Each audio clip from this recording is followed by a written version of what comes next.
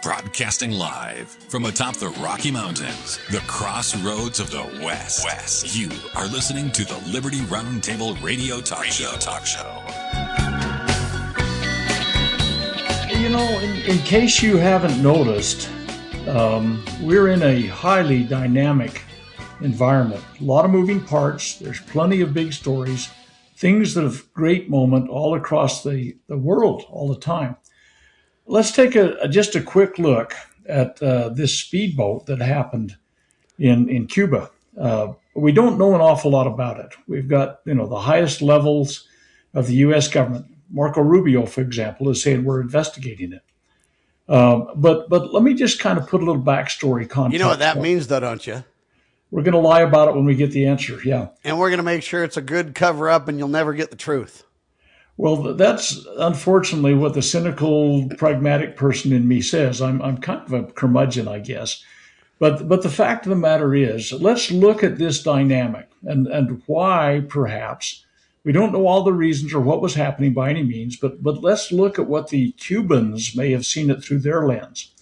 Well, before we do that, though, let's just get the facts, though. So what, a boat and people died and the boat was sunk, or what's the deal? Blown up? What was?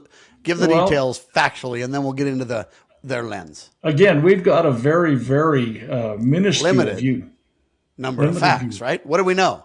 Well, there was a U.S. Registered speedboat that approached Cuba into their territorial waters. In fact, we're being told that it was a mile offshore. Now, that's pretty darn close. But why is it there in the first place, and whose is it? Is it private sector? Is it government? Who's responsible? Sam, there's nobody telling us this stuff, I know so we got to know that, though, or we can't even, we trust don't, what we hear, right? But here we have what the Cubans saw. Yes, a sir. U.S. registered speedboat that was within a mile of their beach, entrance to a channel that would take them farther inshore. We have the Coast Guard responding. They hailed the speedboat. The speedboat responded with gunfire. The Coast Guard turned their weapons on, and they killed. When you say the Coast Guard, you're talking about the Cuban Coast Guard, right? The Cuban Coast Guard lit up their weapons. Yeah. And apparently 4 Americans were killed, and there were 6 probably, I would say, severely wounded. If you open up with a 50 caliber, I mean, no doubt. But here's the question, though: did we expect that, or did they expect that? See, we don't know those things either, right? Well, that's the thing: is who's we? See, here's the deal. Well, if you don't know what is, sir, you can't define we, my friend. Here's the problem. Everything in their lens says this is high threat situation. Absolutely. Look at what Madero got picked up by a large U.S. force. His offshore, boating has been very much interdicted, with all the speedboats going out there being blown out of the water, 120, 130 people being killed. We've got oil tankers that are being interdicted and pirated on the high seas. But they're also changing their colors or changing their, quote, boat of origin or whatever words you use for that, too.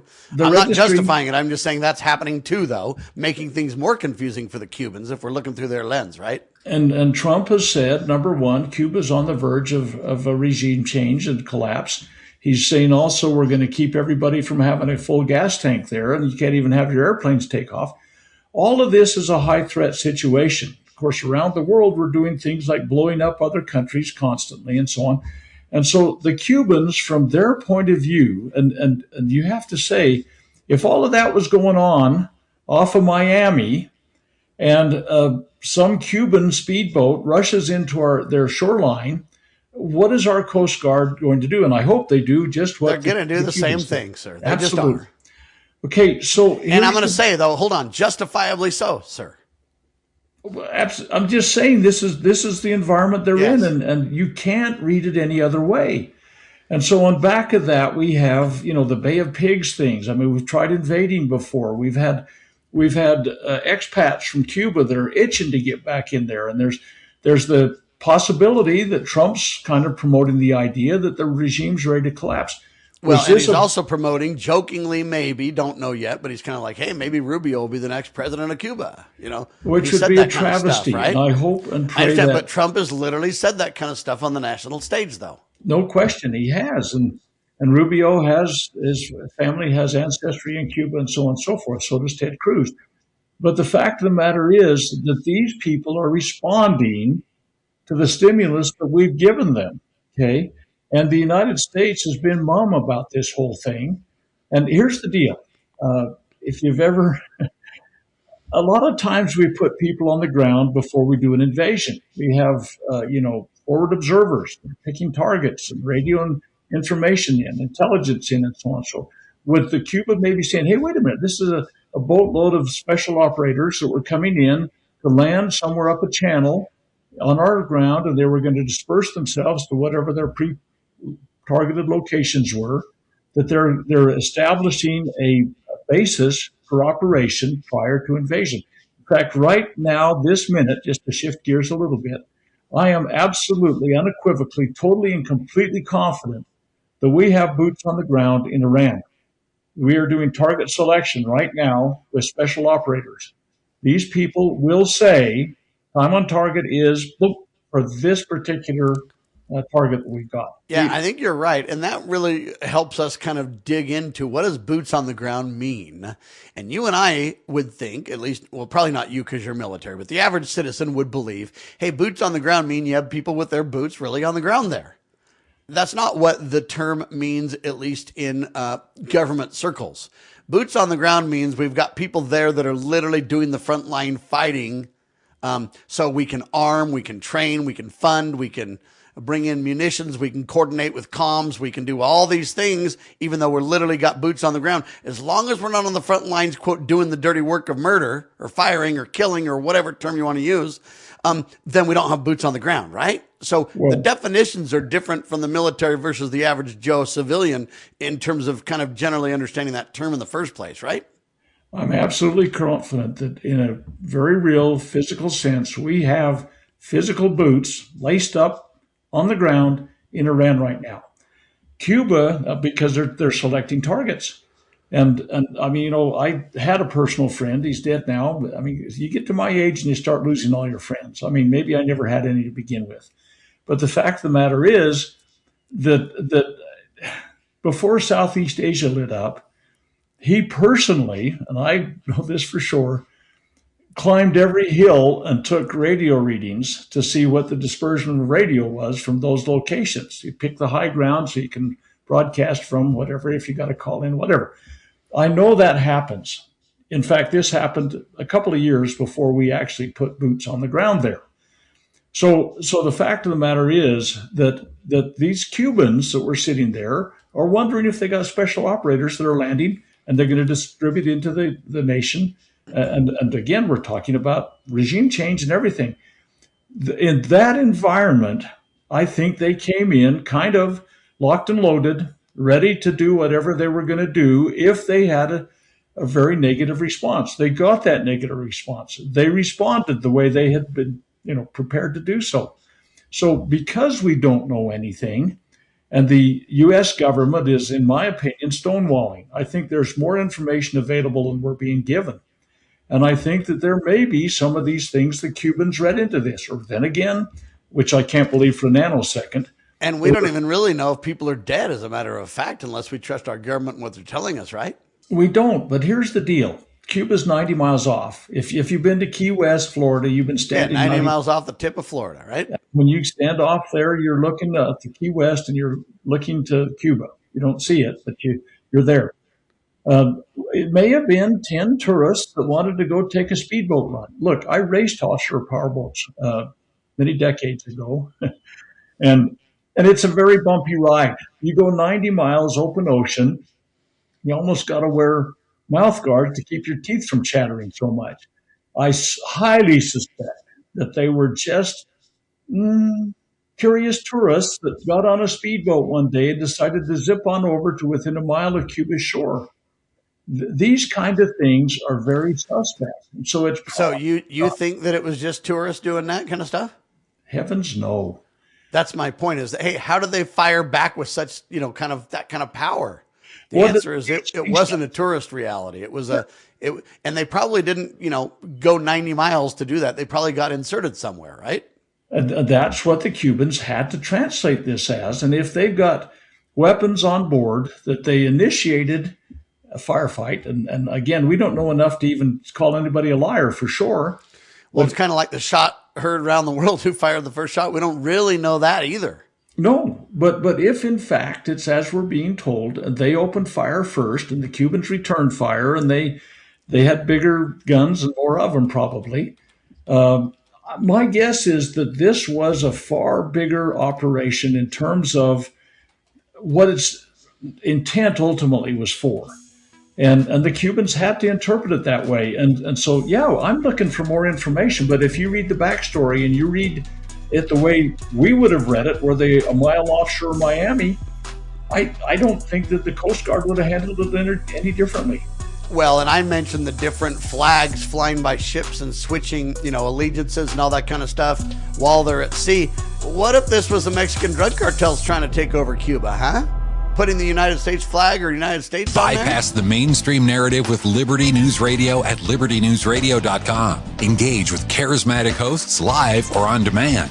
We cover the crucial news focused on God, family, and country. News that other networks simply refuse to use. Think of LNR's hard-hitting news and podcasts at your fingertips, anytime, anywhere. Join us at libertynewsradio.com. Empower your day with the truth, because the truth will set you free. libertynewsradio.com.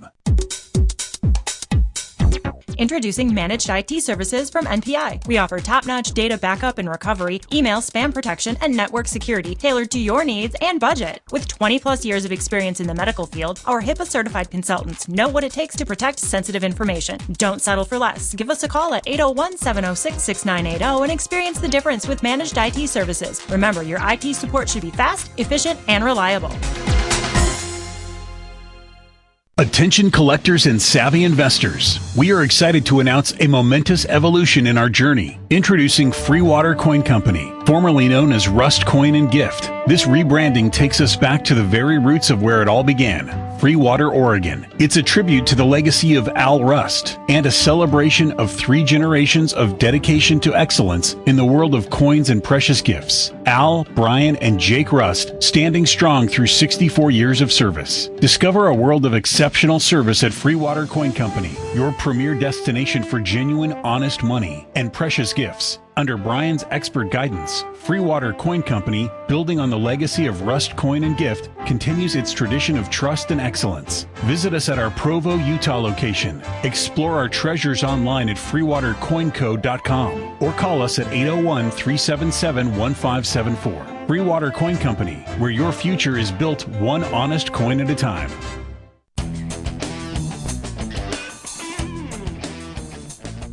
All right, so the problem with this whole discussion is, we don't even know if boats are literally, or ships are literally changing their, quote, colors mid-sea or whatever you want to say. And we know that's going on, or at least we claim that's going on. Then how do we know that, say, the drug cartels, they have these kind of boats and equipment and everything else. They run drugs with them too, right? How do we know it's not a drug cartel thinking they can basically take over Cuba? If Cuba's completely made weak and about to fall, hey, the drug cartels have enough firepower to possibly take over Cuba. And so how do we know it's not a drug cartel putting the colors of the U.S. up, Doctor? Well, am I crazy? Well, I don't know if you're crazy or not, but I will respond this way. But is it a logical thought to at least consider? It's far more logical than saying there were 10 U.S. tourists that wanted to take a closer look at the beach in Cuba. That had tremendous firepower, just happened to be, by the way. Yeah, and if some U.S. tourists were there and they could throw rocks or slingshots, or even if they had a 9mm in their back pocket, this stuff just is not. There's so many open-ended questions on it, and I don't think that we have even a smidgen of the facts on this thing, and the fact. Normally, when somebody at the level of the State Department, the Secretary of State is making public comment on it, you have to say, hold it, guys. These guys have got a lot of tentacles out there. They've got a lot of sources they could go through. They've probably got boots on the ground in Cuba that are looking with a scope right now at that beach. I mean, it's just beyond me why Marco Rubio is so completely lacking in information. So there's more to this, I believe, than what meets the eye. And it could be everything is nefarious as Sam has suggested, or I've suggested, or as innocuous as somebody started on the other side of the island and they're Cubans and they were running an American registered Let me ask boat? another stupid question. So they say there was several people killed, but there were several people captured. And they say one of them was possibly involved onshore in Cuba, helping with some logistics. They also say that the boat was registered in Florida. So my quick question is, well, if we know it's registered, then we have to know who it's registered to, or else you can't know that it's registered for sure, right? You can pull on strings. You got Cuban nationals living in the United States, they say. Well, here's the next question. How do we know it's not, say, the communist Chinese, or possibly Iran, or possibly Israel, and they basically put the colors on there, and they put the speedboat in the water, and they have it registered to Florida under a false name, and how do we know it's not one of those folks trying to provoke between us and Cuba? We don't know any of that stuff. And by the way, Cuba has to feel pretty threatened anyway with the additional sanctions and embargoes that have been placed on them. Right now, there's airplanes probably sitting at the airport in Cuba that can't get a full tank of gas, that they can't even take off. I mean, the noose is pretty tight around Cuba's neck right now. And with all this talk of regime change, and we just did one in Venezuela, which isn't that far away. They share the same puddle. All of that kind of stuff is just adding fuel to the fire, and nobody seems to know anything. And it's just, to me, it's like, no, they know more than they're telling us. They do. And so here's another question. Rubio says he doesn't know of any government operation. Listen carefully. Marco Rubio says he doesn't know of any government operation that was underway. So number one, you could say, well, nothing's official until it's been denied. Marco, what's up? But when he says he doesn't know, that doesn't mean there isn't one. It just means he says he doesn't know, right? It's plausible deniability. I don't mean to play games with words. I'm just saying that's a reality check too, right? Yeah, the plausible deniability thing where you can say, the secretary will disavow any knowledge. Remember from the Mission Impossible series where, if you or your Impossible Missions force are captured, the secretary will disavow any knowledge of your existence or operation or whatever. All of that kind of stuff is just come to be expected in these kind of operations. And we don't know. All right. I want to make one more point here, and then we'll let this topic go until we get more information. But there's sure a lot to talk about when we know not very much. There's a lot of really honest, fair questions that should be asked. Here's, in my kind of mind, the last of them, at least for now, in my mind. So this all happens. Now there's conflict between us and Cuba. If we're not very careful, China is going to create some confusion between it and Taiwan. And then we don't really have a leg to stand on because it's all murky and we got our own deal to investigate and work on and discuss. And how might that relate to this, Doctor? And will other actors around the world take advantage of this kind of scenario? It's their foothold that's being challenged in Cuba, over this kind of thing. Trump's made statements, Rubio's made statements, and then this happens. And could that subterfuge, if you will, lead to other confusing, provocateur, something? Hey, they got a strange thing happening there too. I don't want it to happen. I'm praying it doesn't. I'm just saying this leads an opening for that kind of stuff too, right? Well, we're setting precedents all over the world, both domestically and internationally right now. Lots of different things that we are doing that violate international protocol. But in addition to that, let's just go back to what Hillary Clinton said at her little press conference yesterday. She said, with the precedent that's been set, with calling in a previously sitting president, why don't we call in the current sitting president and have him testify in regards to his knowledge of Jeffrey Epstein? What's good for the goose is good for the gander. Let's just take one other quick thing. I know we got to move on, but here's the deal. And the anti-Trumpers will say absolutely, and the always Trumpers will say, "Oh, are you off your rock? You're crazy. There's no precedent for that." Da da da da da. Well, there is now. Divide. I know, but I'm just saying that's what they'll claim. And now the divide just continues to foment, right?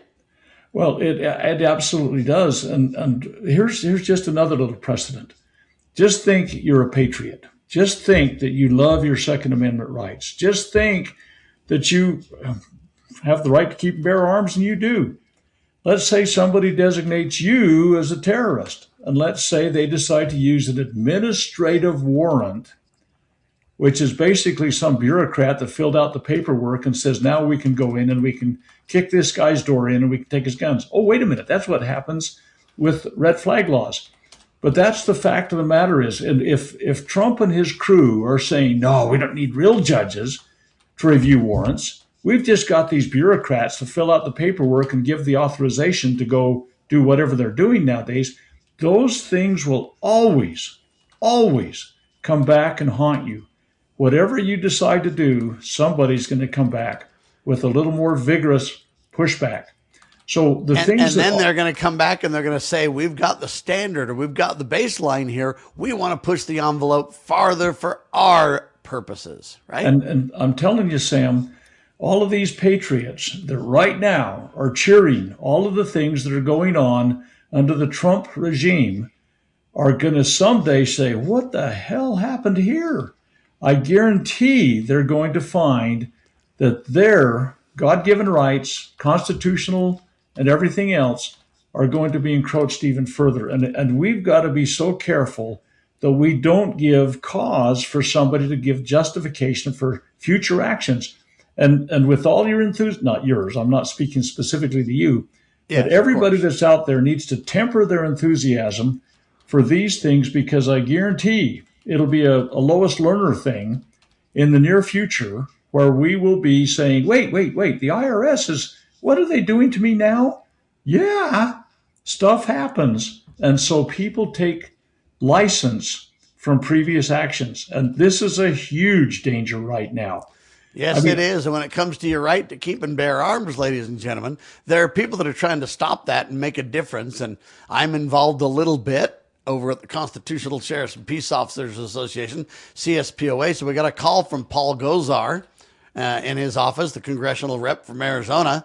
And I guess Paul Gosar and Senator Hyde Smith have reintroduced legislation to block gun registries in the United States. Amen to them for that. It's a cool story. It's a cool press release. I'm going to have Dr. Bradley kind of break some of this down, but they actually asked us for a quote, and we put a quote in. It's got my name on it in the press release. It's pretty cool. But yet, hey, do you think that'll go anywhere? I pray that it does. Slim and none, I'm sorry to say, but it should go. I sadly agree, but I'm praying hard and working hard and doing all that I can to affect positive change, Doctor. Yeah, absolutely. And your quotation's a good quote. It's kind of long-winded for you, though, I got to say, but I'm not going to criticize you. I'm almost getting like Dr. Bradley. No. You don't want to do that. But here's I'm not even coming close to that, though. Here's how this works. A lot of people take federal funding to do things. Let's just say, for example, the feds passed a law that doesn't create a federal red flag law, but it gives money to states to set up set up state red flag operations. Federally funded, state designated, quote, red flag. Right? Exactly. And so this is kind of a tangent from that, but it's very much related. In that this senator and this congressman are saying you can't take federal funds to create to create a state. I keep saying federal because we blame everything on them. But you cannot create a state gun registry to track people that own guns. With federal funds. With federal funds. Now there are people that are doing that, I guarantee. But here's, so they're creating a law that says you cannot take federal funds to create a state gun registry. Now, I guess when we get back from the break, maybe you want me to quote what you said in it? Yeah, let's talk about the press release a little more. We'll quote what we said and talk about it, though. I think they're spot on and something needs to be done because this is happening, folks, behind the scenes where you don't really realize what's being set up with your government money while they talk about boats and we know nothing about them and wars and rumors of wars and tariffs and everything else. State of the Union addresses, we're talking about it all except for things that are happening that directly relate to your personal Second Amendment liberties, ladies and gentlemen. Hang tight. You're watching Liberty Roundtable Live. Pursuing liberty, using the Constitution as our guide. You're listening to Liberty News Radio. Breaking news this hour from Town Hall. I'm Rich Thomason. The U.S. Embassy in Israel is telling staffers they can leave the country if they want to, and it's urging anyone considering departure not to delay, as the threat of an American strike on Iran looms. Meanwhile, the State Department says Secretary of State Rubio will be making a quick trip to Israel next week. There were rumors of this during the height of the unrest in Iran. Reports have emerged that during the large uprising against the Iranian government in January, plainclothes agents swarmed hospitals in multiple cities, treating the thousands wounded by Iranian security forces who fired on large crowds to quash massive protests against the Iranian government. One doctor who asked not to be identified says, "The first concern at the time was the patient's safety, because we knew that the patient, no matter what we did for the patients, they wouldn't be safe once they stepped right outside the hospital." There are multiple reports of agents intimidating hospital staff, seizing injured protesters, taking away the dead in body bags. Dozens of doctors were arrested. I still have trouble sleeping at nights. Sometimes I don't sleep at all. Iranian health officials are refuting those claims. I'm Lisa Dwyer. A UN nuclear watchdog reports as Iran blocks inspectors from checking nuclear sites that were hit in the June war. That's leaving a big gap in what the world can verify. Former President Clinton is answering questions today in the congressional Jeffrey Epstein investigation. Yesterday, Hillary Clinton told lawmakers that she knows nothing of Epstein's criminal activities. President Trump visits Corpus Christi, Texas today. He'll focus on the economy ahead of the Texas primary. On Wall Street, the Dow is down 570 points, the Nasdaq off 183. More on these stories at townhall.com. This month, Pure Talk is honoring Jackson and Lincoln by offering unlimited talk, text, and plenty of data for just $25 a month. Meanwhile, Big Wireless is honoring Benjamin Franklin by charging families hundreds of dollars for the same 5G service. What's up with that? Ben Franklin wasn't even a president. When you switch to Pure Talk, you'll be in business with an American wireless company that supports our vets in a big way and keeps all their customer service in this country. That's important.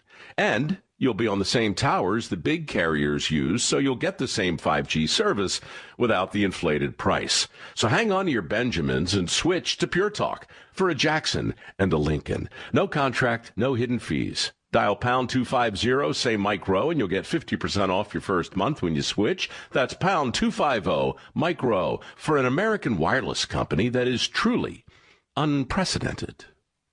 Pure Talk. You know where the solution can be found, Mr. President? In churches, in wedding chapels, in maternity wards across the country and around the world. More babies will mean forward-looking adults, the sort we need to tackle long-term, large-scale problems. American babies in particular are likely going to be wealthier, better educated, and more conservation-minded than children raised in still industrializing countries. As economist Tyler Cowen recently wrote, quote, "By having more children, you're making your nation more populous, thus boosting its capacity to solve climate change. The planet does not need for us to think globally and act locally so much as it needs us to think family and act personally. The solution to so many of our problems, at all times and in all places, is to fall in love, get married, and have some kids." Introducing PrepStartsNow.com, your ultimate guide to readiness and peace of mind. We offer practical preparedness tools, training, and education to take your family's household readiness to the next level. Browse the prep shop for essential products, check out our planning guides, and stay informed with our prep blog. Visit PrepStartsNow.com and subscribe to our emails for exclusive offers, new products, and future events. Remember, preparedness begins with PrepStartsNow.com. Former Sheriff Richard Mack recounts in his book The Proper Role of Law Enforcement how he came to realize while working as a beat cop how wrong the all-too-common orientation of police officers is when they think of their job as being to write tickets and arrest people. Richard Mack tells of his personal transformation from by-the-number cop to Constitution-conscious defender of citizen safety and freedoms. Learn what it really means to serve and protect. Purchase your copy at CSPOA.org. That's CSPOA.org.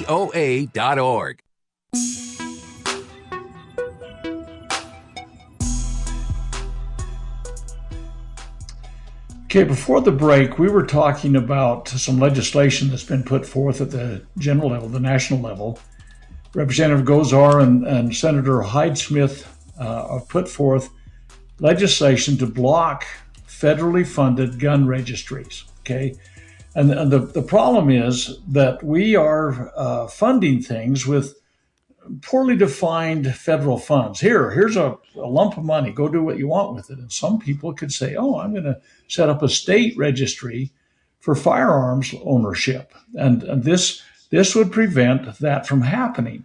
And so the idea would be, since we can't do it federally now because no one will go for it, let's set up all these state registries with federal funding, and eventually all we got to do is tie the state registries together and say it's got to be national, like we've done with driver's licenses. It started out as a state thing. Now it's a state driver's license with a real ID sticker on the top of it. So that's the pattern, Doctor. It's so easy to do fusion stuff, and we've been down this road an awful lot of the time. There's fusion happening with... And real ID is the case in point, right? And when you're driving right now, you have a fusion system going on where software is linking your travel patterns. I mean, there's and it's saying that Dr. Bradley is an American hero patriot.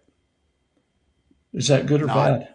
That is the point. Yes, sir. Anyway, so this legislation originally has got 75 House sponsors and 13 Senate co-sponsors. So these co-sponsors have signed on with this thing. Now, of course, remember, there's 435 House members total, and there's 100 senators. So it's still a pretty small percentage of this thing, but its intent is really good.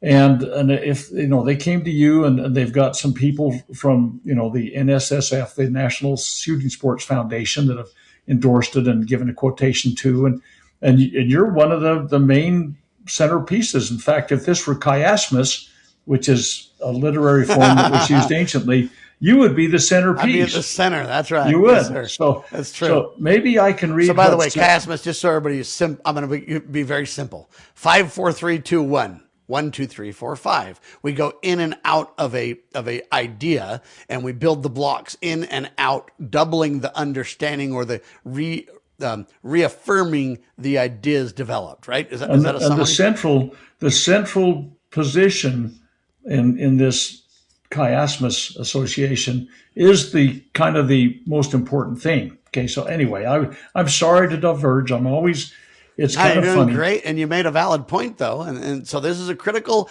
bill. It's sponsored. It's reasonably supported. The reason we bring it up is twofold. One, I'm in it. Number one. Number two, and most importantly, if the American people were to really make that instead of the Epstein files. Now, I'm not saying the Epstein files aren't important, but you've already shown that they're gonna punk you on it and distract you with it. This is something that if enough Americans demanded reality, it could become law quickly, Doctor. But what they're doing is setting up these state registries, and no one's on the watch.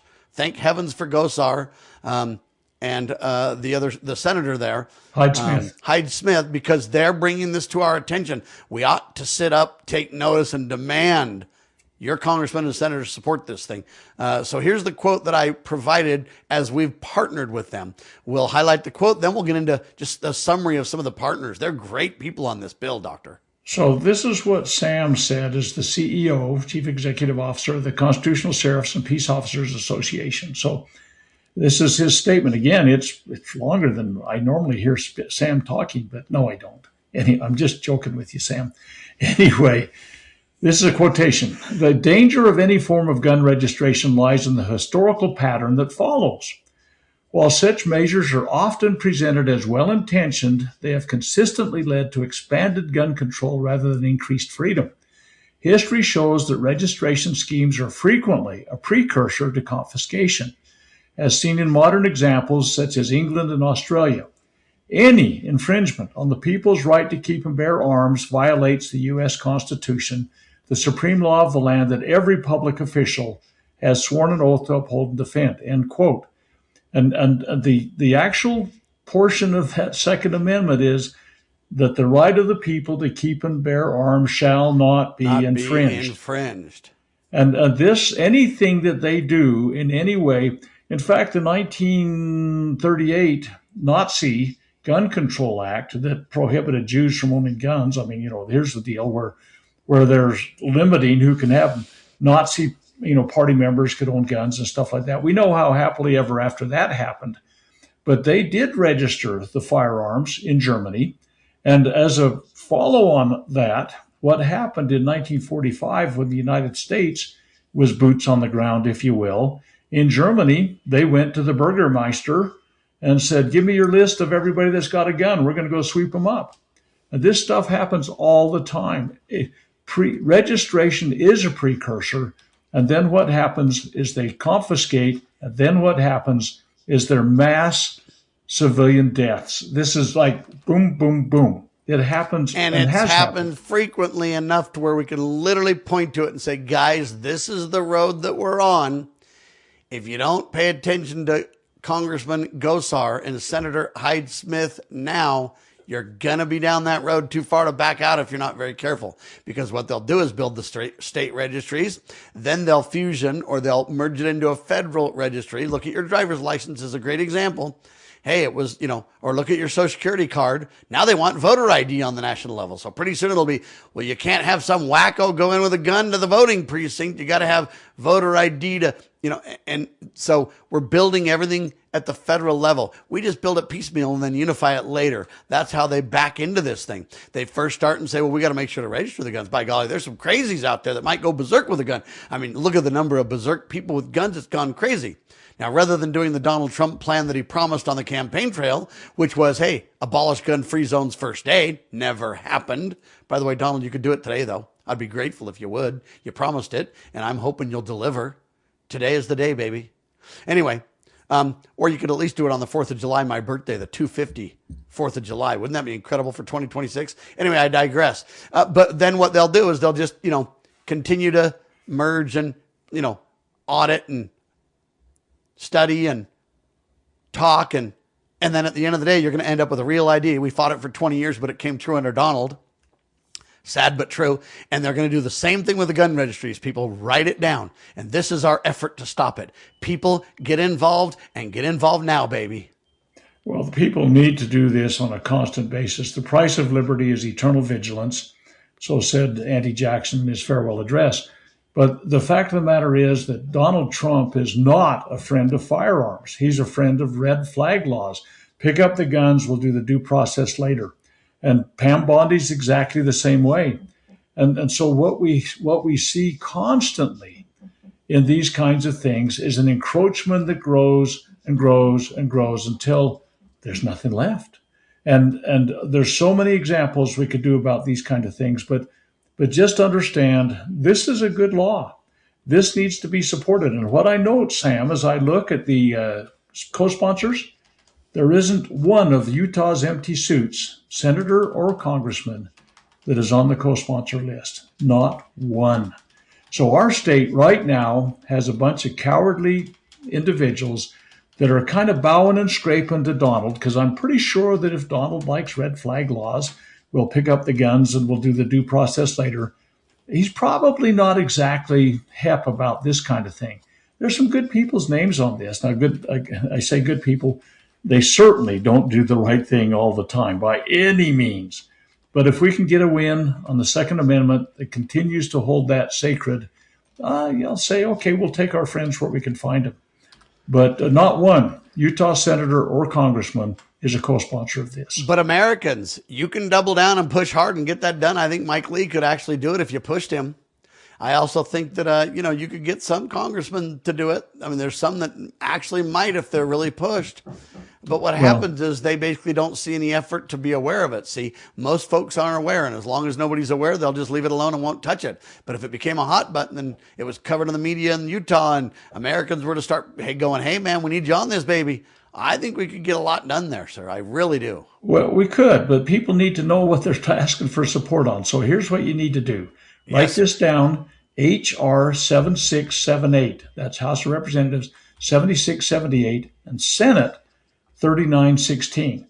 Those are the two bills. They're bills that basically reflect each other. If one passes, it'll go to the other one and they'll get passed too. All right, say them again. So H.R. 7678. 7678. And Senate 3916. So is it SB? Is that how they do it? No, it's just Senate. S3916. S3916. And it's called the Gun Owner Registration Information Protection Act. They call it GRIP. People must stay up at night thinking these acronyms up. But it's the Gun Owner Registration Information Protection Act. Now, to me, that's the Second Amendment, by the way, ladies and gentlemen. But they've gone so far away from this that we've got to codify this because they're doing it with your tax dollars right now, even with Donald Trump at the helm, et cetera, et cetera. Even though Doge was supposed to claw back spending and everything else, they've got plenty of money, and they're pushing the envelope with this baby in state after state after state while they try to get rid of sheriffs in the state of Washington, and now other states are doing the same thing. I think Virginia or one of those states is working on that too. Anyway, it's insane, ladies and gentlemen, what's happening. When we get back, a couple of more quick tidbits. You're watching Liberty Roundtable Live.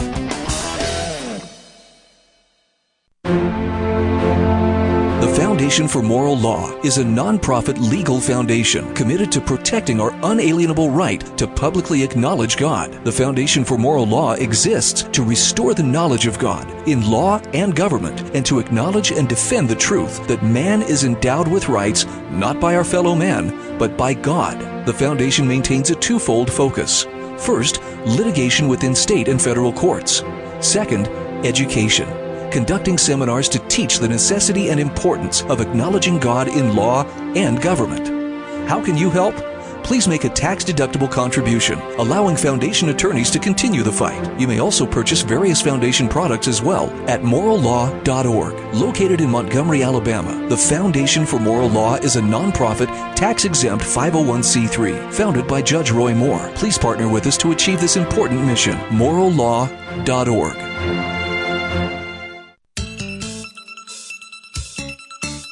Get ready to be part of something incredible. We're breaking barriers and delivering the powerful stories that mainstream media won't touch.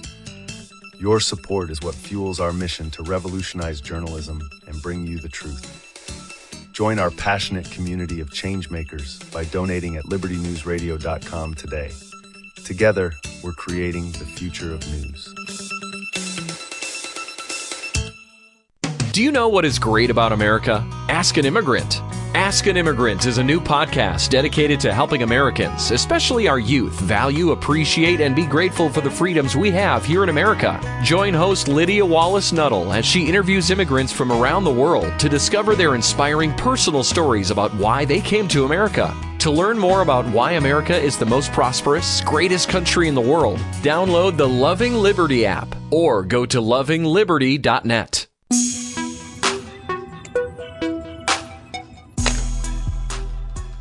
My goodness, ladies and gentlemen, there's so much news the networks refuse to discuss. News the networks refuse to use to discuss. It's not even funny.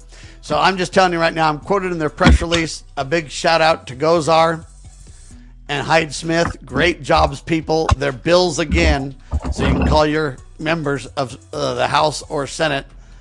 HR 7678 and Senate S3916. All right. Anyway, the Supreme Court ruling on Trump's tariffs. This is an interesting thing because the Supreme Court tried to rein in President Trump, tried to say it's a congressional responsibility. Congress sat idly by and twiddled their thumbs. And now Trump says, don't care, got another law, I'll go do it another way. That's all that's happening. Well, here's the deal. I know I say that a lot, but it's a bad deal. From the very beginning of Trump and his tariff things, and he has put the whole existence of the nation on the line by saying if it gets taken away, the nation will dissolve, which is a false statement, by the way. But what has happened is that I've been saying from the very beginning, if the Supreme Court goes with the plain English words of the United States Constitution, they'll slam dunk this thing. It should have been a 9-0. But what they did is they tailored, they honed, they weasel worded. I don't know what you want to say it, but it's wrong. They walked the line to keep everybody happy. What they did is they basically said, well, you're using the wrong law. This emergency powers doesn't allow you to do that. And Trump has taken personal umbrage to that kind of thing. But there are other things to do. I mean, they literally wove that into their dissenting opinion. And Trump has found some other laws, quote unquote, that he claims allow him to do this. Now, and he's going to keep doing it. But the fact of the matter is the spirit and letter of the law gives that to Congress. And the constitutional protocol, soup to nuts, top to bottom, is that a delegated authority that's constitutionally delegated to the legislature cannot be redelegated. You can't delegate to a NATO or the United Nations or some treaty that you're going to go to war based upon their words. You can't do that. And you've been given authority to carry it out, not to have someone else do it. The executive carries it out. The legislature sets the law. The parameters. Now, the legislature cannot say, we're too damn lazy to do this job, and so we're going to let the president do it. And we've done that on so many things, economic things, and I mean, just it's a plethora on the list. But Trump has now taken what the Supreme Court said that should have been a definitive ruling, and they gave him a 6-3 defeat on it. What he's saying is those turkeys have done this to me, and so I'm going to show them, and I'm going to continue to do that. And a lot of people. But the 6-3 defeat says you're defeated this way, but they point out, but you can move forward these other ways. Trump says, hey, this backfired in my favor. Good news is I got more authority and more power this way anyway. Let's move forward and continue doing it. Meanwhile, Congress sits there and twiddles their thumb and acts like they have nothing to do with it, Doctor. That's in my opinion, the real, I don't know if it's a crime here, but that's the problem. That's the unspoken difficulty in the room. The courts and Donald are having a big old public battle about this, so to speak.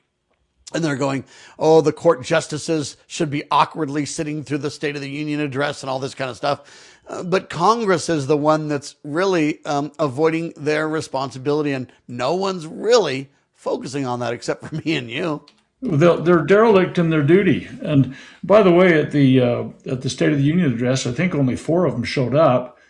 And I'm not sure, but he may have snubbed with a handshake Amy Coney Barrett. I mean, it looked kind of like that to me, but I don't know as I've got that right because the camera angle that was there. Well, and they didn't do justice by a lot of the photos. They did some great stuff for President Trump to get some great commercials that could be used for the midterms and all that kind of stuff. But I don't think we really got great coverage of the things that we needed to at that address in many ways. Also, but this Supreme Court ruling, Trump's just thumbing his nose at it. And the sad part is we, the people, are paying the tariffs. So we're paying the external IRS, if you will, or the external RS, External Revenue Service. And we're still saddled with the Internal Revenue Service. So now the sad part is we've got both saddled around our necks, Doctor.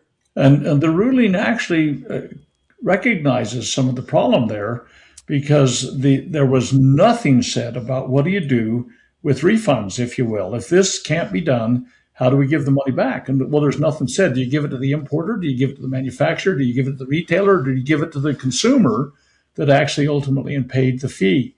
That's the problem for sure. So these things, it was a mass of confusion, and Trump took, like I say, his idea. If you don't go along with me, I'm going to light up, your world. Yeah, he's going on with his intent to do whatever he's going to do, and if you wiggle or scream or even squirm a bit, he's going to come down hard on you. So it was a real travesty of a ruling, and all it did was open up another floodgate. But the fact is, this just highlights the courts are too political now, and instead of delivering rulings interpreting the law, what they're doing is finding a way to thread the needle every time, or walk the line, or whatever you want to call it, walk the tightrope, because they want to try to make everybody happy, and they want to stay in the political good graces and of whoever they're beholding to. Anyway, it's tragic. But we've got 2 quick stories before the end of the hour. First one is Trump protects. What's it? Glyphosate? Yeah. Is that how you say Glyphosate? The trade name is Roundup. Yeah, there you go. But they say it glyphosate, right? Yeah. By executive order. What's he doing that for? Where's Bobby Kennedy, by the way? Well, okay, now that was my first. Okay, this happened on the 18th of February. Go to whitehouse.gov. You can read the actual executive order. I mean, people need to open their eyes and read their material sometimes. My first thought was, holy Hannah, Bobby Kennedy won about $250 million lawsuit against Monsanto, who was the previous name owner. Now it's Bayer. He won $250 million thing, scared the pants off of Bayer, and they've tried to limit their liabilities and their losses now.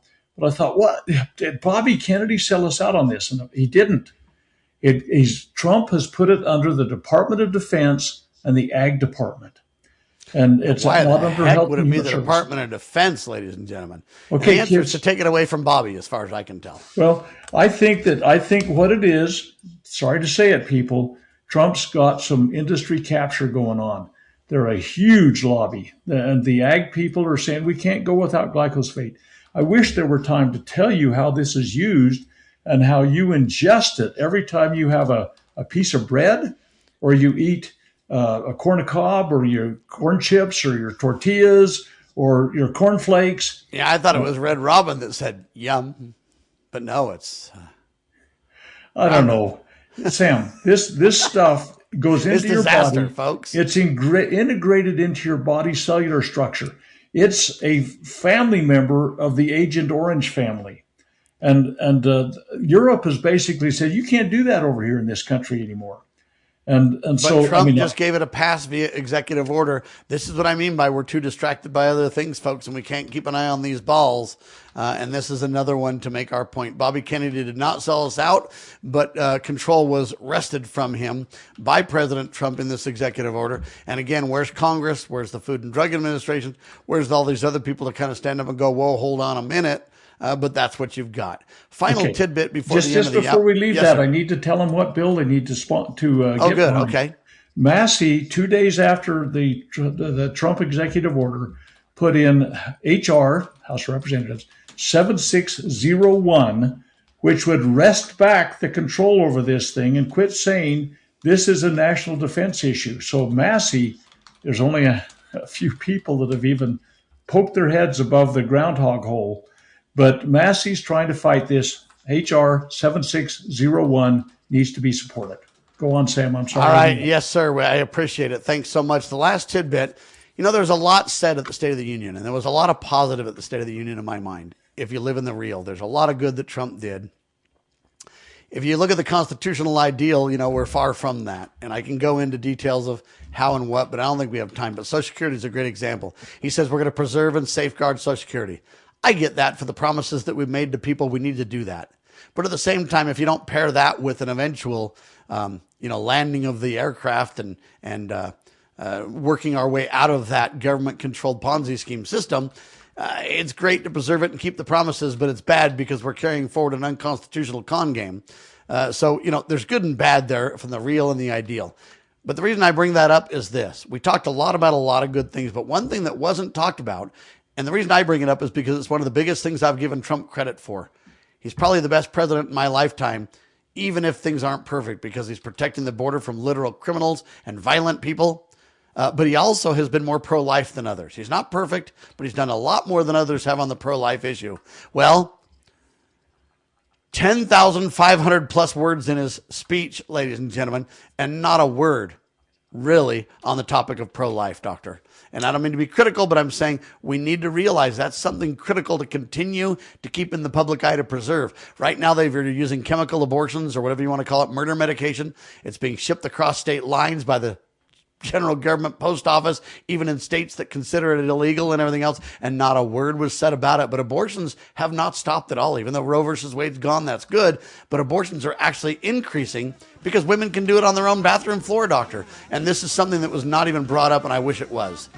True story. I'll tell you one thing that I used to stroke tally, though, was the mention of democracy. I did not hear him mention democracy once. And it's like, woo-hoo! Some small victories have got to be celebrated. Amen to that, sir. Thanks so much. Great broadcast, great show, a lot of topics. I know people might say, hey, you guys shouldn't say this or that. We're doing the best we can to support the supreme law of the land and our founding fathers, ladies and gentlemen. We're far from perfect, too. Give us a little bit of grace, would you please? Thank you so much. For Dr. Scott Bradley, his website's freedomsrisingsun.com. Check out his weekly webinars, Q&As on the Constitution, and his collegiate series to preserve the nation. I'm Sam Bushman. We're syndicated by Loving Liberty Network, lovingliberty.net. God save our constitutional republic.